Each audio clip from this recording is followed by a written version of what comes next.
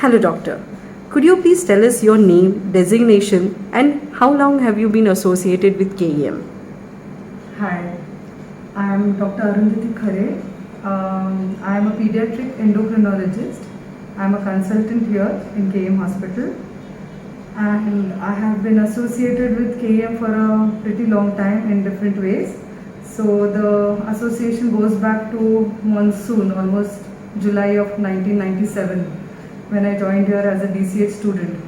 I did my DCH here, my DNB in pediatrics, so my post graduation is from KM Hospital.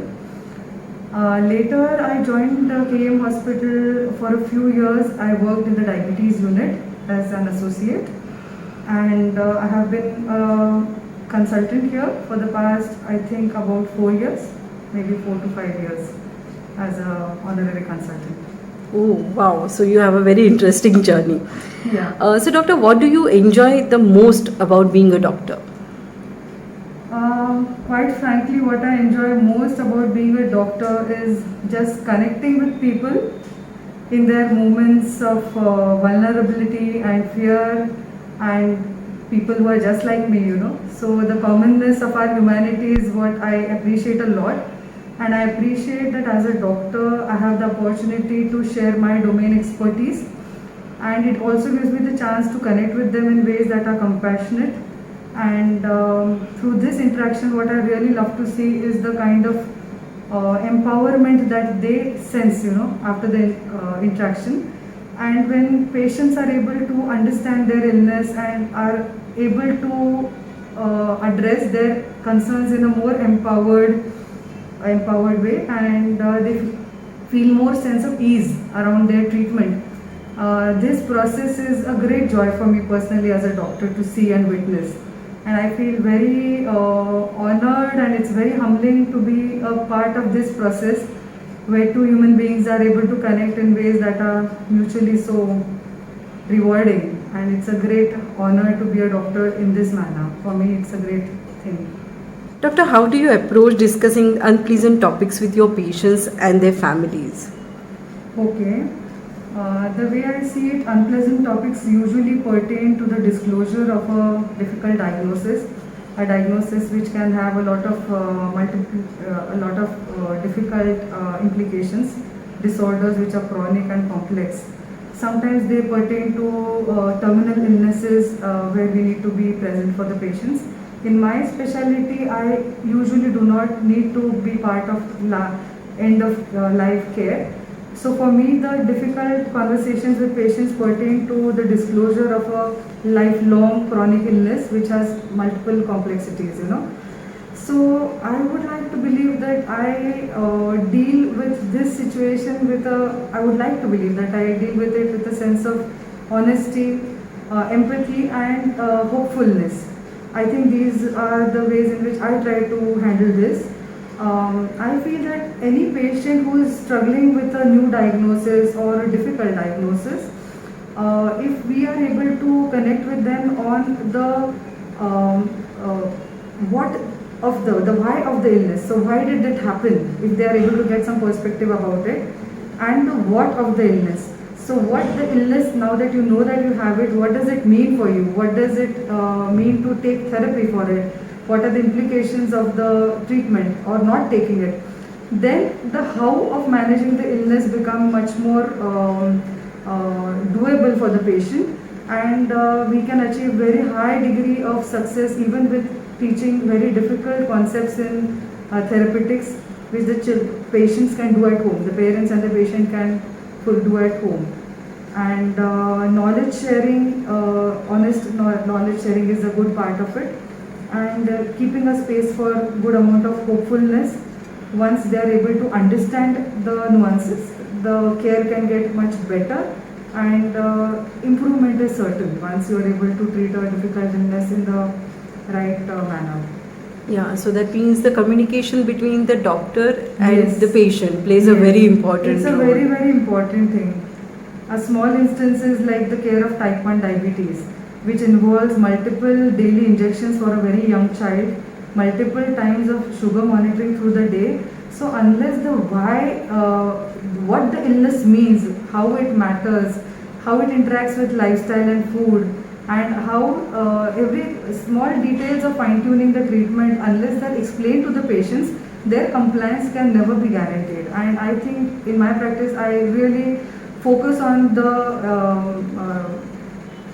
teaching part of the premise of illness, and that way I feel my patients respond with their part of taking care and giving the right drugs and the timings and not missing doses in a much nicer way, and they feel like they can do something, like they know what is happening to their child, and they know why doctor is giving me these medicines, not others, so the sense of participation in healthcare is much better, and it's very rewarding.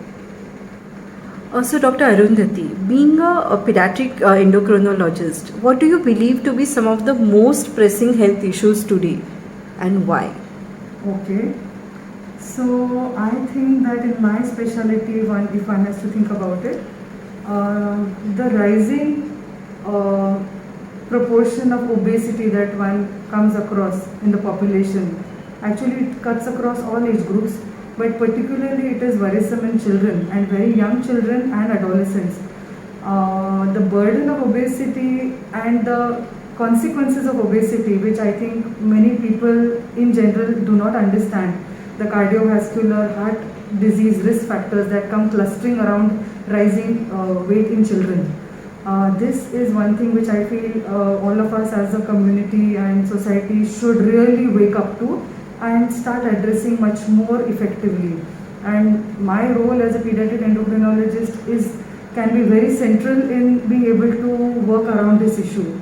So I think this is one very important area of work, an important health issue that we are faced with right now.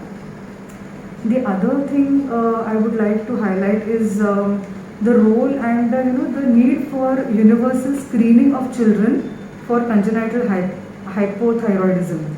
So every newborn needs to be screened for congenital hypothyroidism, because it is a simple thing to do, it is technically easy, and it is something you just do not want to miss, because the treatment is very beautiful for thyroid disease, and if we institute it in the first 1 or 2 weeks of life, children with hypothyroidism can go on to be neurologically fully normal, and they will attain to the same health outcomes as healthy children. And congenital hypothyroidism otherwise is the most important treatable cause for mental retardation in the world, or cognitive delay, that's not the right word. Cognitive delay is, this is the most important reason worldwide for cognitive delay in children, and that is totally preventable. The other things that I would like to share in my specialty, which I consider as pressing health issues, are the understanding around the treatment of type 1 diabetes. First of all, the burden of type 1 diabetes amongst children is rising in the past years, and not only that, the ways in which we are learning to treat type 1 diabetes, it's much more nuanced and better of late. And I do wish that the awareness for the nicer and more physiological ways of delivering insulin and monitoring sugars and overall taking good care of a diabetic child, this needs to be disseminated amongst people, because it will be very useful. And another thing is disorders of sexual, in my specialty I deal with disorders of which deal with gender atypia. So children who are born with external genitals which do not fully conform to their assigned sex. These are disorders which are not so competently or so nicely addressed as they can be.